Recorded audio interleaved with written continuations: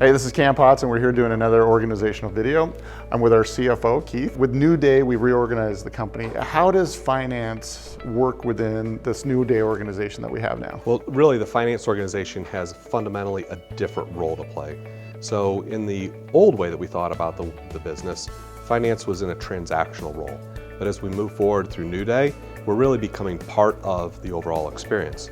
So I want the team to be embedded in the organizations that they're supporting and helping people come to good decisions. So how would the finance team work, say, with our new marketing and sales organization that Chris Thomas runs? So just as I serve as the CFO to Barry, I want those finance leads that sit within those organizations to think of themselves as the right hand to those leaders within the company.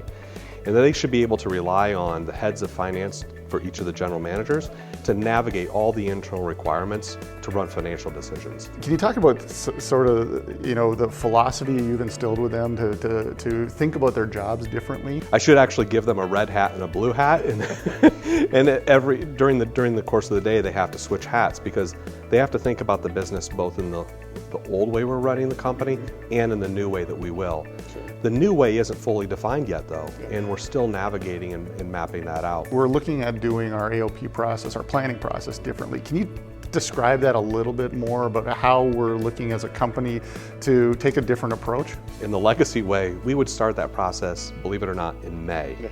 So we would go from May all the way through December, and sometimes that would carry over into January. And that's just far too long to be thinking about a budgeting process. And it actually encroaches on critical times in the business that we should be executing. And so what we've done is we've compressed the budgeting timetable to a much narrower window. So ultimately we'll get down to like a 4 to 6 week period to do an AOP in the future. We're not there yet, but we're working our way to it. Keith, thanks for doing this. I really appreciate it. If you got more questions about our new organizational structure, go to Your Voice and we'll be able to answer those in the future.